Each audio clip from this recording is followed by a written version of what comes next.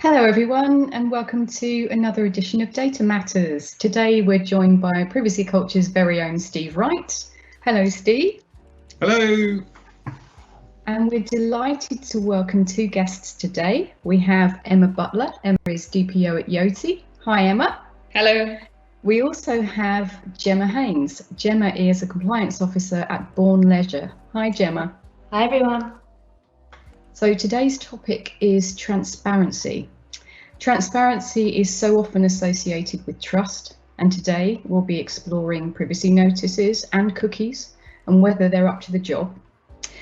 If GDPR has had a positive impact on transparency, what issues organisations may have embedding it into their culture and their operations, and hopefully, if we have time, we'll explore what good looks like. So without further ado, I'm going to hand over to Emma, and I'll start with you by asking, what does transparency mean in legal terms? Thank you. So in legal terms, the GDPR addresses transparency at the start of its rights section. Effectively, Articles 12, 13 and 14 all deal with the right to be informed, which is essentially your right to transparency. 13 and 14 list a very long list of things that you have to tell people in one way or another. 13 covering when you collect information from the individual, and 14 covering where you get it from elsewhere.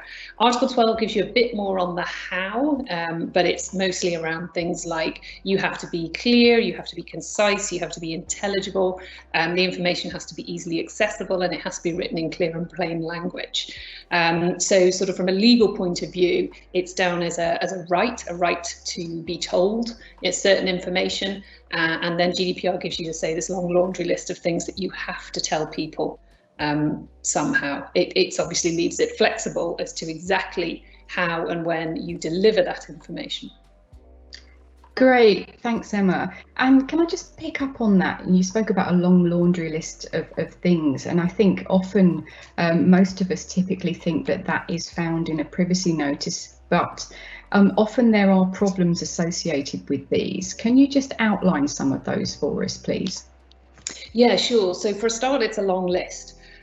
So if you think as an individual, all the different interactions you have with companies where there's some element of them asking for information from you, a lot of people, as we know from lots of different research that's been done, don't read privacy notices, don't read information, but the company has the obligation to tell you this sort of long list of about 20 different things. So clearly there's an immediate challenge with how do you get all this information you legally have to a person who we know is not really interested in reading through it and is just trying to get to whatever it is they're engaging with you to do, and they just want to sort of carry on with it.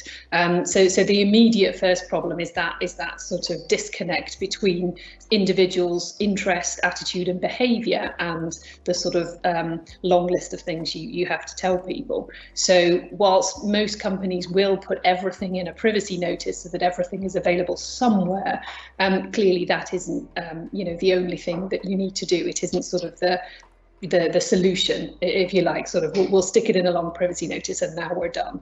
That's sort of not very effective, even if technically it might be legally compliant.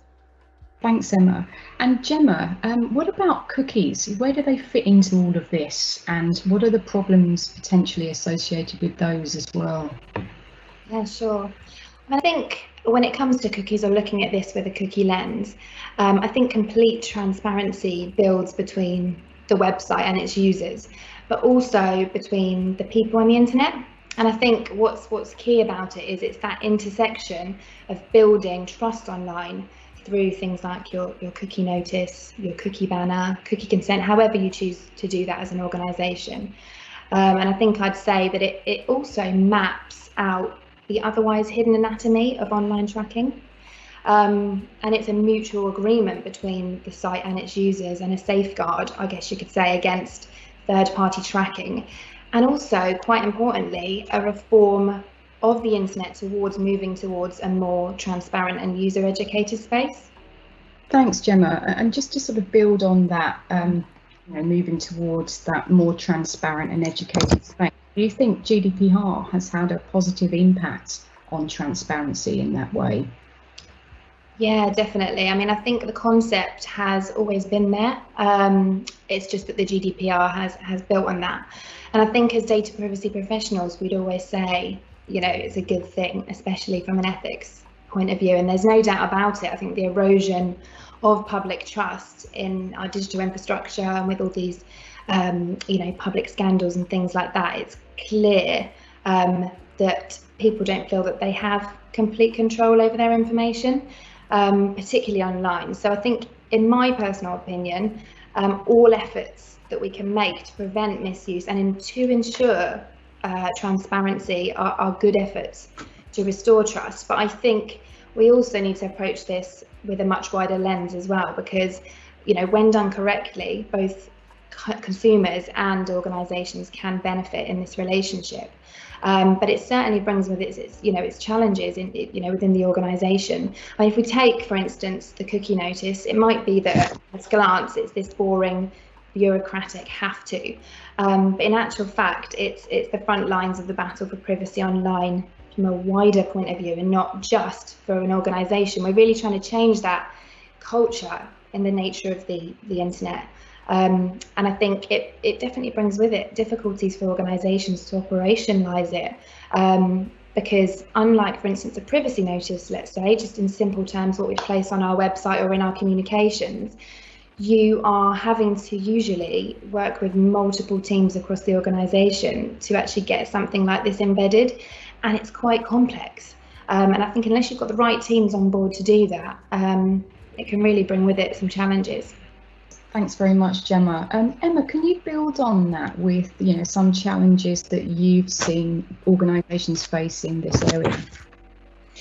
Certainly, with regard to privacy notices, as I said before, the biggest challenge is how you communicate to your audience whilst also being compliant with your legal obligations, and so. A lot of companies struggle with this, and a lot of companies, I think, tend to approach it as a legal obligation rather than an opportunity to communicate and build a relationship with your customer or your user. And as Gemma was saying, that there's a lot of issues on trust. And so if you're an organisation that is needing personal information from individuals, then, you know, from their point of view, how can they trust you? How do they know that you're not asking for more than you need, that you're going to look after it, and that there's nothing kind of dodgy going on? So how you communicate with them generally in terms of your brand and your values and your other communications, it should all line up with that. But a lot of companies sort of see it separately as something that the legal department does or the compliance department does. And that kind of sometimes leads to a disconnect between all the other things that they've thought so carefully about in terms of their brand and their tone and their kind of how they position themselves in the relationship they have with the customer. And then suddenly you get a 40-page legalese sort of document on the website, and it doesn't fit at all. So I think it is a challenge for companies, but I think companies that think creatively about it and think holistically about transparency as part of communicating with the customer are going to be in a much better place than companies who sort of hive it off as a legal obligation somebody in the office over there needs to sort out. Steve, I know you've probably got some great examples of some of the challenges that organisations have faced and how potentially they might overcome them.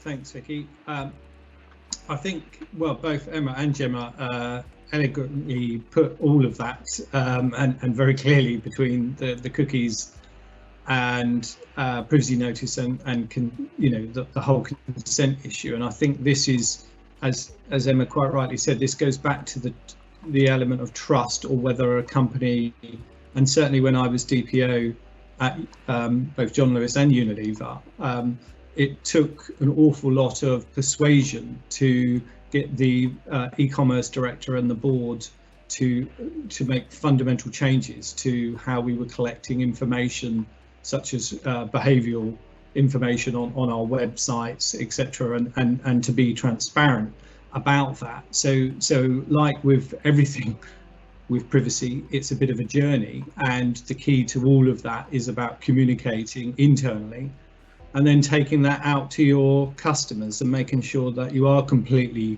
transparent, unambiguous, that it's absolutely clear what you're doing with that information.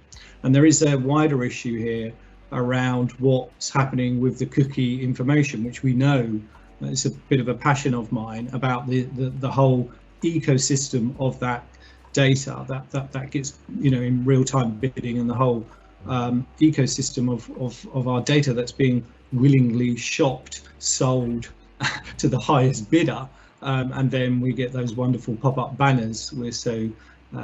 Which can be useful, don't get me wrong, but you know, there is a data ethics question and a consent issue that's not been addressed appropriately yet. However, we have got some examples which I can come back to from enforcement action, specifically some organisations that have fallen the wrong side of PECA or the wrong side of GDPR. Thanks, Steve. Yeah, it's a great point about consent and data ethics as well. I mean, I think if you want to unpack some of those enforcement actions now, I think it would be a great time to do that. Okay, yeah, sure. So we had the Spanish DPA fine. These are actually quite small amounts, but Vueling, a company called Vueling, 30,000 euros. Similarly, we had quite a large amount for a company called Bisnode. Now, Vueling was specific to do with cookies and what they were doing with the information, not giving customers the option. And so that was the sort of one of the first kind of cases that has helped us. And then with Bisnode, that was much more around Article 14, around being transparent and not having sufficient information with what they're doing with the data. And similarly with Flybe, where they were marketing to individuals, it was sort of related, and they took that under Regulation 22 of PECA, where they were fined £70,000 by the ICO. So there's some real good cases out there where you can take that to your boards or to your chief compliance officers or you know, FD, if you like, and build a case for why you need to do this if you're struggling with that. But I think, going back to what we were just touching on with our two guests, you know, this is a question of trust and ethics, and do you want to be seen to be doing the right thing with that data, however you communicate on whichever channels you use. And just one more point about that, there was a big debate about the use of, you know, what they call pixels consent, which is essentially when you click on a like, you know, on TikTok or something like that, and then strangely enough, then adverts start popping up. You know, is that informed consent? You know, so this is tricky area in the world of privacy that all of us are still grappling with, and trying to, you know, get those organisations, whether we're the DPO or just an advisor or a compliance officer, get those organisations to act in the right way, in the moral, ethical way, and be completely transparent with our customers and clients. Excellent, thanks, Steve. Gemma, I just want to come back to the consumer. How do you think the average consumer is feeling about all of this now, after GDPR being enforced for the past 2 years? Well, I think reports or you know, publications that have been documented about this, I think they say that somewhere in the region of around 15% of people don't actually feel that they understand what's happening with their information. But I think more so now than ever, organisations are going to have to step it up, because the tides, I think, in terms of public opinion in this space, have really changed. And I think more so now, generation, you know, coming up through the ranks, they're educating their, you know, even their grandparents and how this works. So I think you're going to get a lot more questions. People care a lot more about it. It's no different to things like sustainability, people, or even in utilities, and people wanting to understand how organisations reached a price or an insurance quote. It's a very similar thing. I think people just need to understand, and I think people are willing to give their data for the right services, personalised services, but you know, they won't do that unless they understand exactly what we're doing with their data. Excellent, thanks very much, Gemma. Emma or Steve, did you have anything to add to that point about consumers? Well, what have you seen in that area? There has been a general uptick in the level of understanding, and I'm not going to draw on it, but just to mention the COVID pandemic has been a great highlight to this issue of privacy. It's in our lives, and where we share data and whom we share data with, and then what they do with that data is a big ethical point that's rumbling on around the world. And there is always a balance argument for that, for collecting that data and harvesting that data for good purposes, but there's always the question of consent. So I think what we've seen and witnessed and increasingly witnessed is a much more educated, even though, as Gemma said, it's surprisingly low numbers feel like they're informed or they understand, and perhaps that's just because the terms and conditions are so long-winded that all you want to do is just get through, or you just get those annoying cookies accept all, and you just don't really stop and think because you want to get to your favorite website. But I think there is a general uptick in the level of understanding, certainly on my, the clients that I support, but also across the industry. I've seen a real sort of much more educated consumer out there asking the right types of questions. When we were at John Lewis, for example, we were inundated with inquiries, and okay, it was around the time of consent re-permissioning, which was a headache a long time ago, or feels like a long time ago, but the issue is still there, and we are seeing much more educated consumer, I think, on the back of GDPR. So I think it's a definite positive thing. I'm not sure, Emma, have you got any thoughts on that? I think, to some extent there's greater awareness, but people, human beings are contradictory. Basically, they you ask them in any survey and they'll say they're very, very concerned about privacy, and you ask them if they ever read any privacy notices and they say no. And most people only get concerned when something's gone wrong.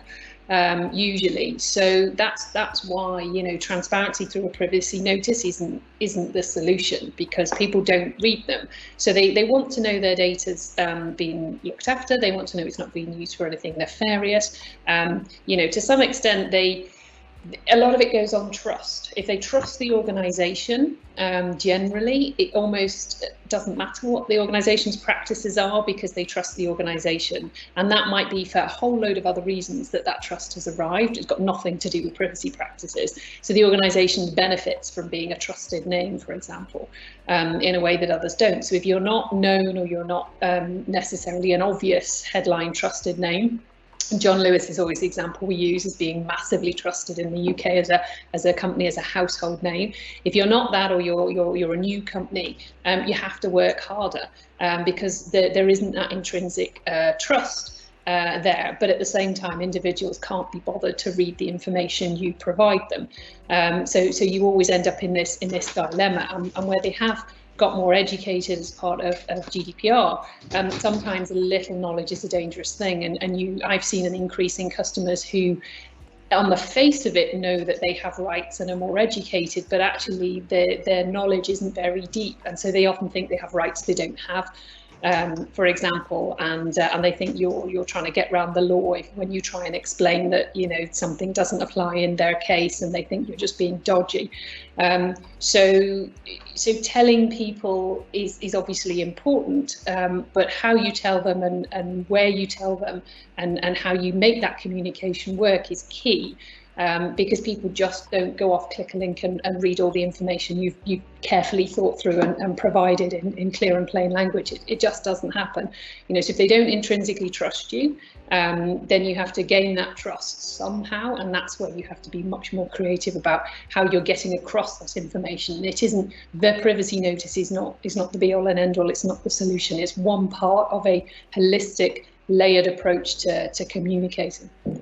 Great points, Emma. And actually, I think they speak to a lot of the questions that are being asked around, you know, how solid, how useful privacy notices can be. Now, Emma and Gemma, we have a record number of questions, I think, this week. They're quite a considerable number. I don't think we'll get through them all, and I would really love to come back to you guys for your practical tips as well. But I think we should perhaps have a go at a few of them. So I'm just going to go down to question 3, which comes away slightly from privacy notices. It says, is there a gauge as to how much people are bothered about their data and what we do with it until something goes wrong, clearly? Steve, well, you're nodding. Yeah. Well, that's a great question. The gauge is, you know, consumers will vote with their feet. They will vote with their clicks, if you like. And I know that's still not as prevalent, you know, as perhaps I believe we're going to see. I think the differentiator will be for organisations as more and more digitalised, as you know, it's all about trust. Everything's online. So I think we're going to see an increase in that complete end-to-end transparency. Where is my data, you know, and who's got access to it? And I completely understand where Emma's coming from in terms of most people can't be bothered, you know, truthfully, to read through. I don't even do it. I think I can't remember the last time I clicked to download some software on my phone. And actually read the T's and C's. In fact, actually tell a lie, it was back in January and I did read the T's and C's for Airbnb and noticed a spelling mistake. So I annoyingly wrote to the DPO to point out that they were referring to the wrong piece of regulation. But hey, sorry. So getting back to your question, yeah, I think we're going to vote with our clicks and with our feet. And I think we're going to see that increasingly happening. Thanks, Steve. Another question on practical application. Do you think that a large overarching privacy notice is more beneficial or a more specific privacy notice to reflect the interaction? Would that be more effective? Either Emma or Gemma, did you want to pick that one up? I think, as I said before, it isn't just about the privacy notice. I think if companies focus on the privacy notices being the way they do transparency, then they're not going to end up in a great place. So I think, obviously, depending on the company you are and the processing you're doing and the sector you're in and the relationship you have with the individual, all these things will go into determining how you communicate with them and how you do this.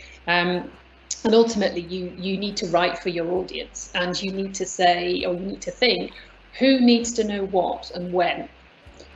What information do we need to provide to which individuals at what point in their interactions with us? So if you have a user journey of some kind, at each stage of that user journey, you know, what's their experience? At what point are you asking for information, and what are you telling them at that point?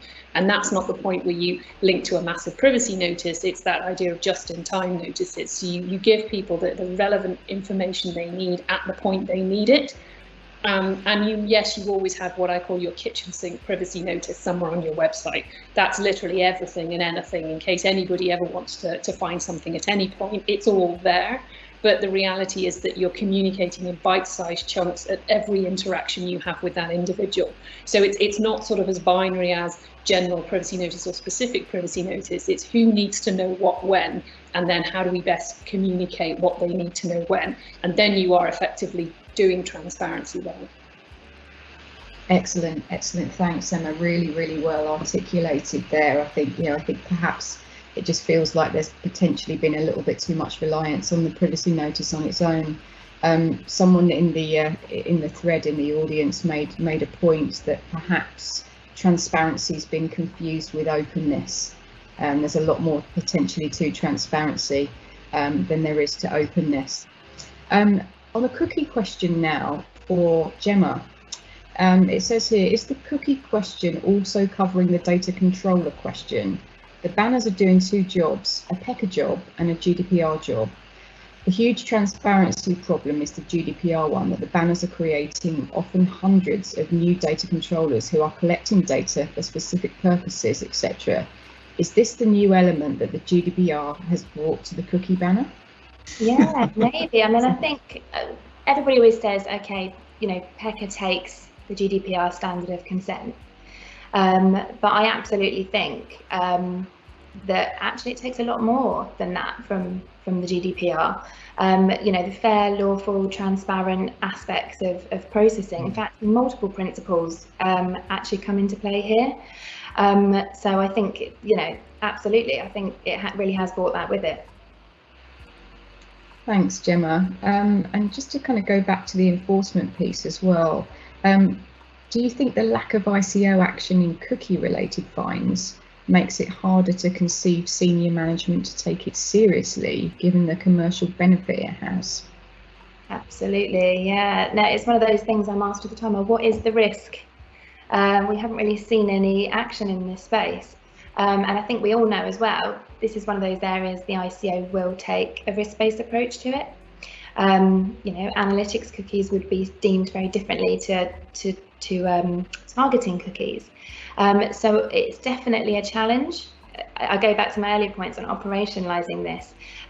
As with a privacy notice, you can almost work with your web team, I guess, to get the information up there. But when you're talking about cookies, you are often having to have an actual project to make this work. And if you've got lots of different websites, so for instance, for us, you know, we've got multiple brands under the umbrella, all with very different demographics, some that might understand that more than others. And I definitely think it's a real challenge to get that buy-in, and especially when we can't lean on any. I mean, you brought some up today, Steve, but I think you definitely can't lean on a great deal of enforcement action in this space. So it has brought with it that challenge. Excellent, excellent. Thank you very much, Gemma. So I think we've probably got time for a couple more questions before we look at what good looks like. A question here is, potentially this could be helpful. I know we've talked about the need to do a lot more than this, but would you like to see a standardised model or template for privacy notices introduced by the EDPB or UK DPA? Would that be helpful at all? Depends. Yeah, it totally depends who's deciding. I don't think regulators should do it, and I say that as an ex-regulator. They are absolutely not in the best position to start deciding templates for businesses on these things. I think they often think they are in the best position to do it because they see themselves as experts in the legal requirements, but what they're not experts in is how businesses operate and business models and the practicalities of doing compliance on the ground and understanding the customer and being in line with the brand and all the other things that you have to take into account when you do all these things. Some years ago, Which, the consumer UK consumer group, Which, started an attempt to come up with a standardised sort of privacy notice model. And they got a lot of businesses involved, and I think they got the ICO involved, and it didn't get very far because everybody had different views on what a standardised template should look like, and anything that was sort of developed, there was just a whole rake of companies who went, well, that won't work for us, and they abandoned it because it was just too difficult. And I think the reason it was too difficult was because I think they went too far with what they were trying to standardise. And had they perhaps looked at, for example, standardised headings, so what are the key things that should be in any privacy notice in one way or another, then I think they would have got to agreement quicker. Now, this was before GDPR. So that was when we just sort of had a little bit in the law about being sort of transparent and telling people a few key things, and in UK law it used to say, and anything else that would make the processing fair. And it was a fairness idea. What do people need to know in this context, do we think, beyond the 2 or 3 things the law says we have to tell them? GDPR changed that because it gave you this long laundry list. So in a way, this sort of desire for standardised headings has gone away because they're there in the law. You know, the things you have to include are set out very clearly. So I don't think trying to standardise content any further is going to work because every company's different, every processing's different. And as I said before, it's a holistic approach to transparency you have to take. The privacy notice is only one aspect. So I think that the only way you can standardise it is to say, You know, the really important information, the stuff that people wouldn't expect is going on, you should probably have at the top. And beyond that, I think, you know, you have to leave it to companies to work out what's going to work for them and their business and their customers. Excellent, thanks, Emma. So you know, you've made some great points today and given some really helpful advice, and I think a lot of food for thought around, you know, don't just try and focus on the privacy notice as your only way to be transparent. There are so many other things that need to be done to communicate what you are doing to consumers. How would you like to round that off for people? What would you like to leave them with over and above that, if they're really struggling in this area and perhaps the privacy notice at the moment is the only thing that they're currently relying on? Yeah, so I think the key thing is you have to take a step back and you have to take that holistic look at transparency. So across your organisation, where are all your touch points with individuals? Where do you have interactions with them? Where do you have data collection, whether from them or elsewhere, one kind or another? What is the key information that people need to know at each of those points? And start drafting information designed to fulfill that aim. What do they need to know at this point in time of their interaction with us? And write for your audience. Don't write for the regulator, don't write for the privacy activists. You know, you have to write for your audience. The kitchen sink website privacy notice will always be there, because you still have to tick those boxes that somewhere you told people what lawful basis you were using. The average person in the street couldn't give two hoots about lawful basis. It's a much, you know, more complicated bit of privacy law than other aspects. They don't know it exists. It doesn't really matter. That's not what's important to them. But the law says you have to say it somewhere. So you have to be creative and think about what do they need to know first and foremost. And then you can fill in the gaps by having something somewhere on your website that ticks those boxes by giving that other information. But that's not the kind of the first thing that your users are interested in. You need to serve them first and foremost, as part of that trust point we mentioned as well, and then fill in the gaps, you know, as a box ticking exercise elsewhere if you need to.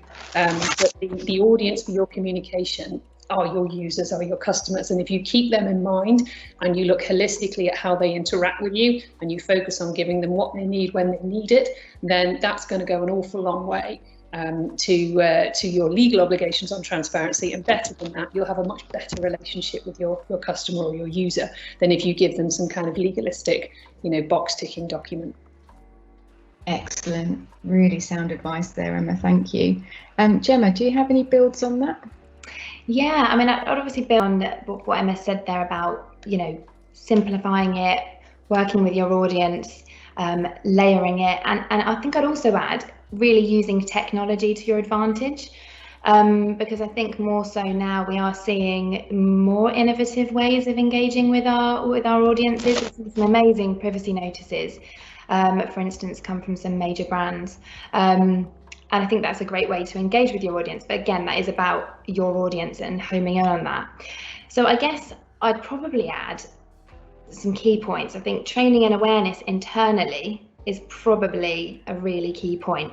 You need to make it relatable for your team as well. And when I do training sessions with the team, I always find it's really useful to really make them relate it back to their own personal experience. So for instance, take social media, help people to understand what the reality of processing of their data actually means, because when you can then bring that into the workplace, and they can have a better understanding of what that means and the importance of it when you're working with you know, the different ways that you want to communicate with your customers. And they're also that first line of defense in that process. So it's great to kind of get your teams engaged in how you think you should be engaging with your audience, because they're probably going to have some fantastic ideas as well. And I think also to add, you know, accept that this is a journey. I know Emma touched on it there. For instance, you know, you might in the cookie world, for instance, you need to choose a cookie tool. You need to think about integration. You need to think about what works for you as a business and what else you need to bring into it. You want to think about, you know, the other challenges that the business is facing during that time and how you can work with the business to integrate that. And yeah, I think they're probably the key points I would highlight. But I think one of the biggest challenges is definitely accepting that it is a journey. And once you can accept that, you can kind of move towards the right direction, and it'll change. You might launch with a cookie notice, and then you realize that potentially there's some integration problems with your website, and that alone is not something you can anticipate until you start to work with the tool. So yeah, that's probably the key point I would home in on. Brilliant, thanks a lot, Gemma. Emma, I think you've got to build on that. I just want to say that's a really good point, that you don't do it once and stop. For privacy notices, it is an evolving thing, so it's a journey to get to where's right for you at this moment in time, and then actually it doesn't just stand still. So as your business evolves, generally you will need to make changes, but also as you go along, you will find different or better ways of doing things. I mean, one of the things I'm doing at Yoti at the moment is a big overhaul of our privacy pages on our website, and with the idea that it's going to be much better, much easier, much clearer, much easier to navigate, easier to read, new sections, organized in a different way, and that kind of thing. And so it's a constant effort. So yes, you need to get to a good place, but then it never stops. And you should always be keeping an eye on how you're approaching transparency to see where you can improve and do better. And also learning from others. Privacy is a great community for being able to learn how other people are doing it. And I've been on other companies' websites and been inspired by what they've done on their privacy pages, and kind of taken ideas and inspiration from that. But, that'll work really well. Let's give that a go. Let's give that approach a go. And I don't think there's anything wrong with that. And I think that's something that is a good thing we can do. All companies have privacy information of one kind or another, so there's a vast array of good and bad examples out there, and you never know whose website or whatever you're going to stumble across that will give you an idea or an inspiration that might work for your business. So I would say don't be afraid to look at what other people are doing and piece together what works for your business based on whatever inspiration you find. I don't think you have to come up with everything entirely yourself, but if you keep the user in mind, as your users evolve, your transparency will evolve as well. So I think it was more that point, that it absolutely is a journey to get there, but then once you're there, it's not done. It's an ongoing process. Brilliant. Such great advice from both of you there. It's been really interesting listening to you really unpack this for people. And I'd say I was surprised, but I'm not really surprised that it comes back to really good communications, training and awareness, not just within the organisation, but also externally, outside of your organisation. We need to be just as good at this for customers and consumers as we are internally and in the security world. Steve and I have talked about this many times. We've been doing this for many years, and we know that you can't just have a policy standing on its own. You need to make sure that it's well communicated, people are educated. But it does feel a little bit like privacy notices so far have been relied upon without that additional piece of communication, that holistic view of transparency that you mentioned before, Emma. But again, as you said, Gemma, it's only been 2 years. And I think we forget, we're just desperately trying to make sure we get all this done. And there is a fantastic community of privacy people that can help each other, and some really great examples. Steve, is there anything else that you would like to add to this before we wrap up for the week? Thanks, Vic. Well, first of all, as I not at all surprised, Emma and Gemma were amazing, and if there was a little bingo card of all the things I wanted to cover off, I think I've got a full house here, so congratulations to you both. That was very comprehensive, and a big thank you. I think the only thing I just want to emphasize, which we did talk about, was about communication. We are on a mission to change the culture of privacy and embed that in every organization. And I think the point about that, I would just say, is just two little things. First of all, Emma quite rightly mentioned about the community. We have a wonderful, still nascent, but we have a wonderful privacy community. I have nearly 4,000 DPOs that I'm connected with, and sometimes, and in the past, I've actually just sent a link to one of those DPOs and said, would you mind having a look at this? Would you kick the tires on this? So do that. It's actually, you get some real honest feedback. And the other thing I think from my time at John Lewis especially was the use of mystery shoppers and customer focus groups. They really helped shape what the communication was and how and when, etc. And I would urge you, if you have that capability in your organization, to really think that through.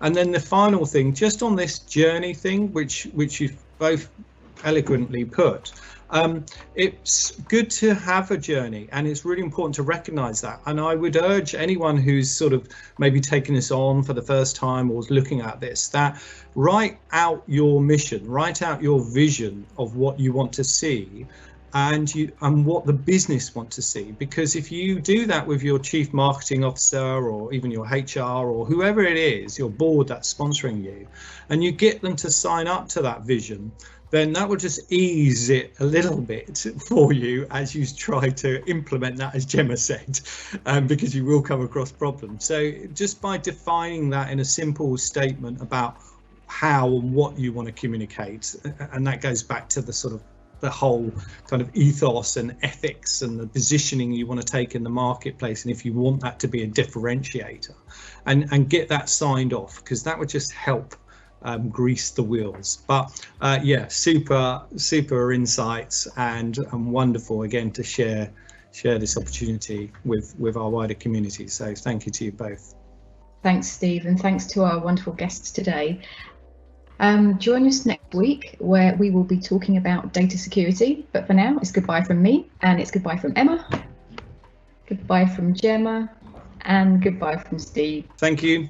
Thanks very much. See you next week. See you next week.